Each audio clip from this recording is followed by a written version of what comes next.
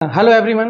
तो आज हम जानने वाले हैं कि ज़्यादा खाद देने से ज़्यादा पैदावार होती है तो ये गलत है। ठीक है, संतुलित खाद देने से ज़्यादा पैदावार होती है तो ये सही है। इसके बारे में हम जानने वाले हैं कि ज़्यादा खाद देने से कैसे ज़्यादा पैदावार होती है तो वो गलत कैसे है। तो अगर आप ज़्यादा खाद देते हैं फसल में तो उसमें होता क्या है, फसल जल जाती है। उसके ज़्यादा खाद देने से जड़ें जो रहती हैं वो ज़्यादातर क्या हो जाती है, कमज़ोर हो जाती है। आवश्यकता से ज़्यादा अगर अपन खाद देते हैं तो पौधा जो रहता है वो ज़्यादातर पत्तेदार हो जाता है।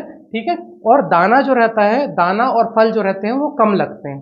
ठीक है, और लागत जो रहती है उसमें ज़्यादा आ जाती है। और अगर खाद ज़्यादा देते हैं, जिसमें जैसे कि नाइट्रोजन अगर ज़्यादा देते हैं तो पौधा जो रहता है वो रसीला होता है, जिसके कारण रोग और कीट जो रहते हैं उसकी ओर ज़्यादा आकर्षित होते हैं। ठीक है, और ज़्यादा खाद देने से मिट्टी भी खराब होती है और उसकी उर्वरता जो रहती है वो कम हो जाती है। ठीक है, चलिए हम जानते हैं कि संतुलित खाद कैसे देते हैं। तो ठीक है, तो सबसे पहले हम क्या करते हैं कि मिट्टी का परीक्षण करते हैं। ठीक है, मिट्टी के परीक्षण के बाद पता चलता है कि उसमें कितनी मात्रा पहले से है खाद की, ठीक है, या उर्वरक की मात्रा या फिर पोषक तत्वों की मात्रा कितनी है। उसके बाद हम जितनी मात्रा कम रहती है उतनी मात्रा दी जाती है। तो पहले क्या करते हैं, हम मृदा परीक्षण करते हैं। ठीक है ना, इसके अलावा हम क्या करते हैं, संतुलित नाइट्रोजन, फास्फोरस और पोटाश देते हैं और सूक्ष्म पोषक तत्वों की मात्रा भी उसमें ऐड करते हैं। ठीक है, और जैविक खाद का ही ज्यादातर क्या करते हैं, इसमें उपयोग करते हैं। जैविक खाद के माध्यम से ही हम उसको पोषक तत्व उपलब्ध कराते हैं।